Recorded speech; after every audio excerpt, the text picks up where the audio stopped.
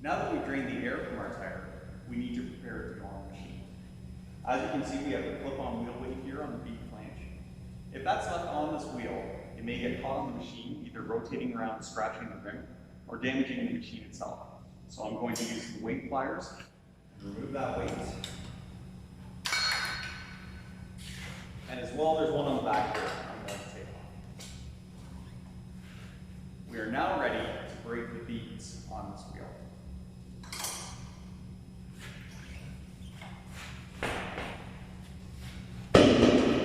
Now that the air has been drained out of our tire and the wheel weights have been removed, we need to break the beads. There's a little ridge inside the rim that holds the tire in place.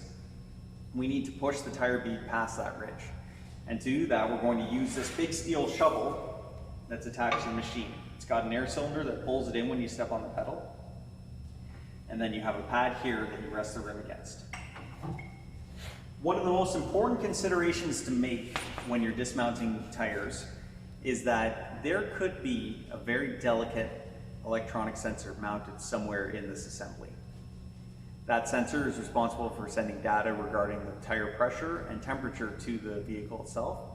Not all vehicles have it, but it's becoming more and more common to see them. Most times, it's going to be mounted to the valve stem inside the wheel assembly.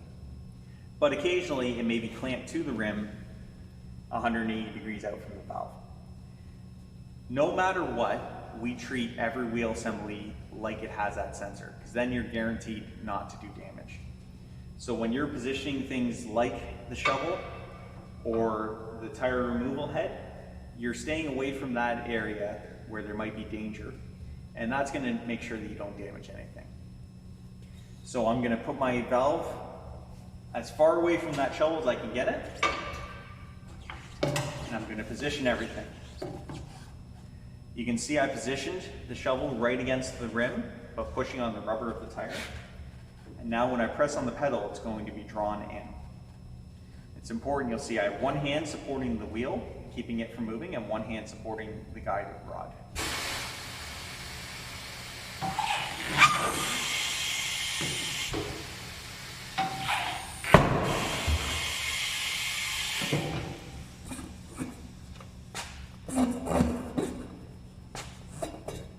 Okay, that pushed it off.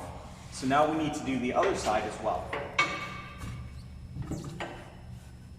Again, I've got my valve positioned as far away from the spoon as I can get it.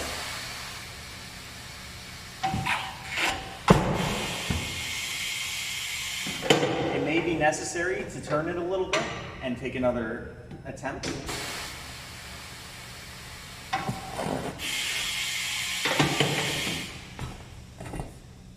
Okay, on both sides we've got the bead broken all the way. So I'm now ready to put it on the turntable.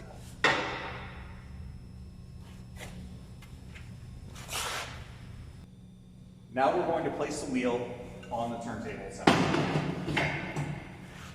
And when we hit the button for the clamps, it's now gripped into position and we're ready to set up the removal head. When I swing this arm in, there's a knob here that's going to be twisted to position it in this plane of movement, and then there's a lever here for adjusting the height. So the first thing I'm going to do is pull it down and in so it locks against the rim and flip the lever over. Now I'm going to just turn this knob until it ever so slightly pushes the head off of the rim. Now the machine is set up and ready to dismount the tire. Because we're going to be applying so much force to both the tire and rim and the machine, we need to lubricate it. There's special tire bead lube on the machine and this brush. And we're just going to push down and put a liberal coating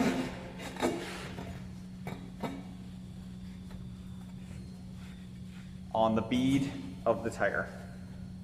And that's going to make it much, much gentler on it. I'm going to swing the mount head back in, and you can see how it engages right on the edge of the rim. looking at where my valve is, especially if there was a potential sensor here, I'm going to rotate it so it's just a couple of inches past the head. You can use your thumb, it's about 2 thumbs, or just by eye, and then that way it's not going to get damaged when I go in and pry the bead up, or by the bead on the other side pinching it in.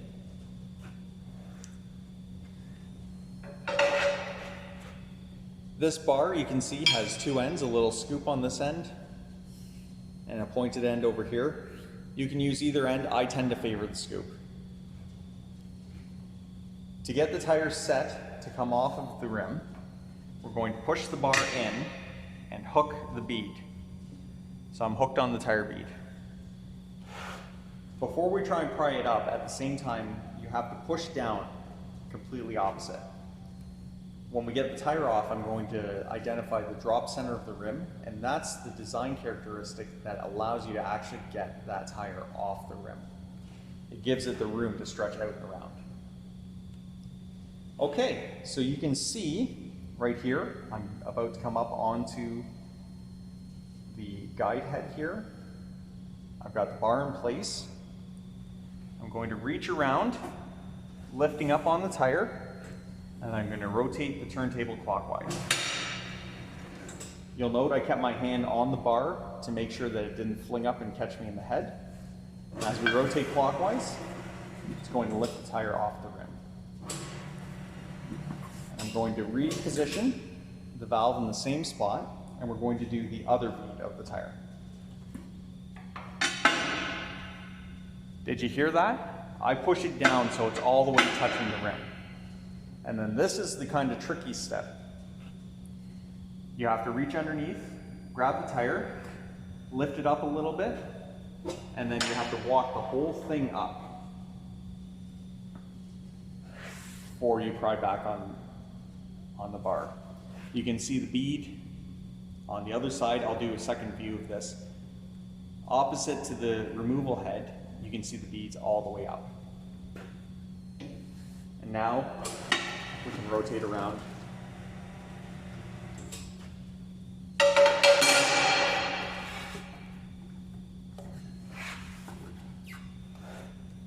This part of the tire has steel cables run all the way around. That's why it takes so much force to stretch it up off the rim. If you get a tear in the rubber here, the tire needs to be replaced because it weakens the structure of the tire, makes it so it won't seal.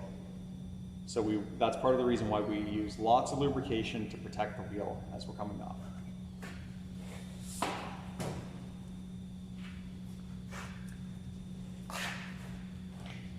Under here, you can see that the wheel recesses a little bit. That recess is what allows the tire to stretch out and around the bead flange on this side here. So you always need to make sure when you're going on and off that you're tucking whatever tire bead right into that corner. Otherwise, it's not going to work. Here's a much clearer view. You can see the drop center of the rim is this part. You can see the little ridges that we had to push the tire past when we were breaking the bead. And it's just really, really important that whatever you're doing opposite to the mount head, that you're always making sure the tire is tucked down and in underneath the second ledge. Because if you only get it into the top one, the machine's going to bog down and stop and probably damage either the tire or the machine. When we're ready to remount the tire, the first step is to refresh the lubrication on the beads of the tire.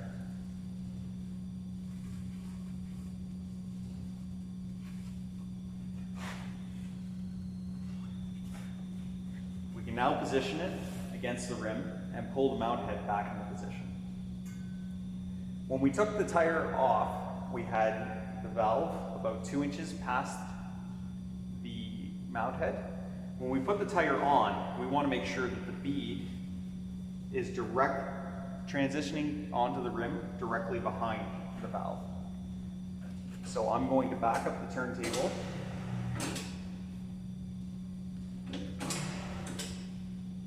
You can see there's our valve and there's the transition right there. We can rotate around and it dropped on. And now I'm going to set it up the same way. Valve, our transition is going to be right about here. We're on top of the mount head here, underneath the mount head here.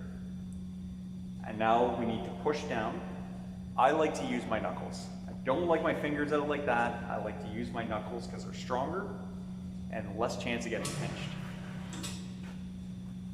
So as we come around, it's starting to get loaded up. We can see we're behind the valve, on top, underneath, and then most importantly, underneath in here. We're in the drop center, which means that by continuing to keep pressure on, you can just rotate around and let it fall into place.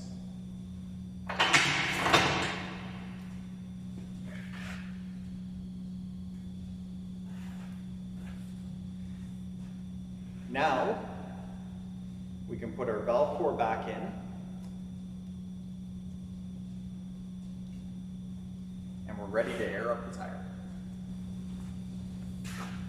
We've got our air line here and our pedal on the side. You can see the instructions on it say pushing down one position is inflating the tire, and the second one activates the tire seating jets. And you'll hear I'm going to do that right now. Position 1.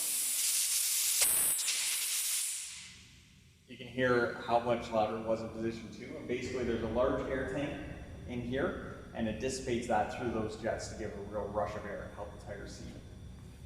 But I don't think we're going to need that for this one.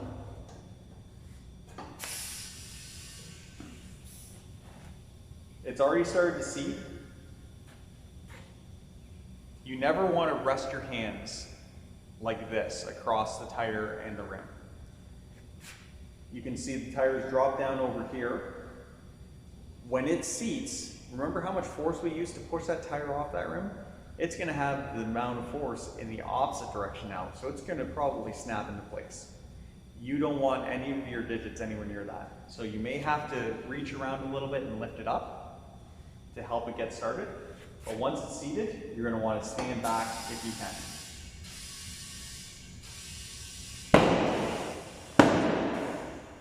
2 snaps. You never want to exceed 40 psi when seating beads. Or check the side of the tire, it may have a lower specification on its own. That's because if you seat the bead with too much force, it can fly off the rim and cause serious injury. If a wheel doesn't seat at 40 psi, we're going to drain the air back out, break the bead, put lots of lubrication on the bead, and try it again. Typically that's a problem. They dry out a little bit while you're doing the mounting process. So if you refresh the lubrication before you try and put air in, it takes care of anything that won't seat. In other cases, consult with your instructor and they will handle the situation. I'm going to air this tire up now to the recommended air pressure for the... You can see right now the needle's at about 4 psi. I want to get it up to 32. On the side here, if you go over your recommended pressure, we have a little air bleed valve.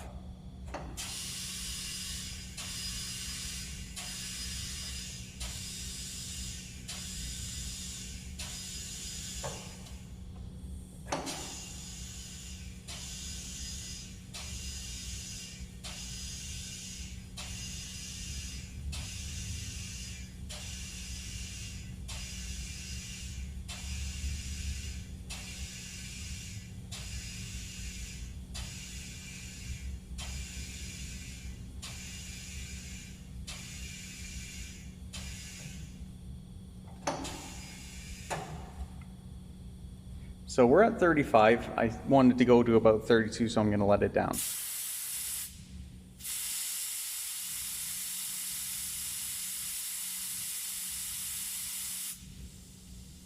There we go. We can now remove the air hose. We want to always make sure we're hanging it up so that no one steps on it and damages the end of that hose. And our tire is inflated and ready for balancing. I'm just going to do the tire change from a couple different angles so you get a good handle on the procedure.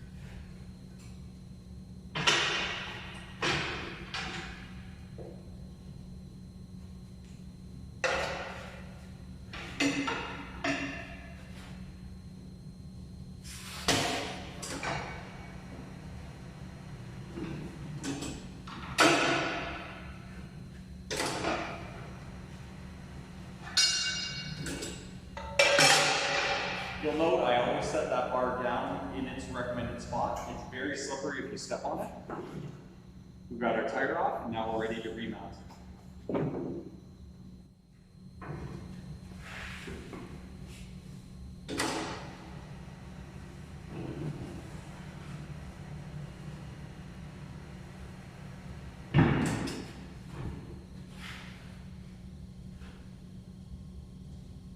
Put our valve core back in.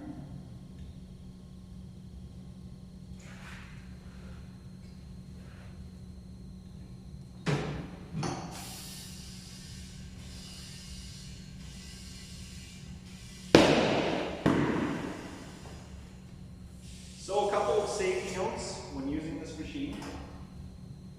Just general rules. You never want to walk away from a tire that's only partially seated. That's a way of taking care of your friends and your colleagues in the classroom here. You don't want them walking over and accidentally getting caught in the seating. As I mentioned, we're going to make sure that we put that bar away in the storage spot every single time. When you're done with it, you're not setting it down on the machine where it can fall and hurt someone. We're not leaving it on the floor where it's slippery. You're setting it down in place.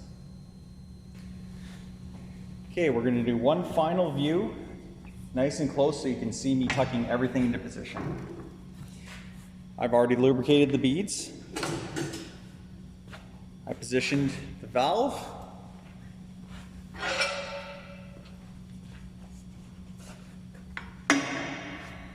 Scooping in and keeping my hand on here to make sure it doesn't pop out and injure anyone. And on this side, we're tucked down in under the drop center.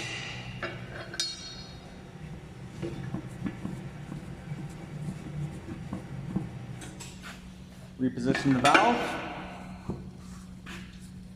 hook the tire,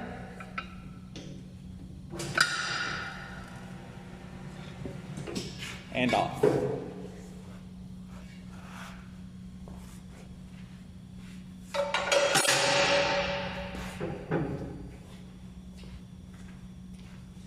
When reinstalling, we're going to position the tire over where we can pull the arm in.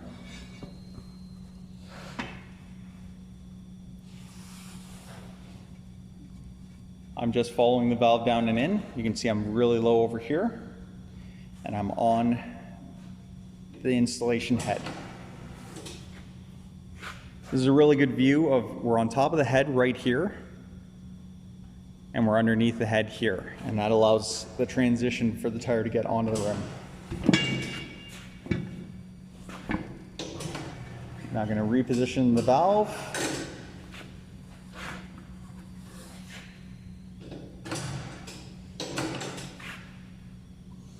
Valve's right here, tires going on just behind it. I'm going to take this opportunity to demonstrate how this other arm works. This other arm on the machine pivots so it can follow the wheel. And it has a control here. When we push down, it drops the plunger. We lift up, it lifts the plunger. It's like having an additional set of hands. So in very stiff wheels, we would roll this into position, and it provides the pushing force instead of your own hands. And it follows the wheel around all on its own. We want to be looking out for where it is in relation to this other boom. We don't want them to collide. And as well, if the machine gets bogged down, don't just apply more force. Look at your setup and make sure everything's in the correct position.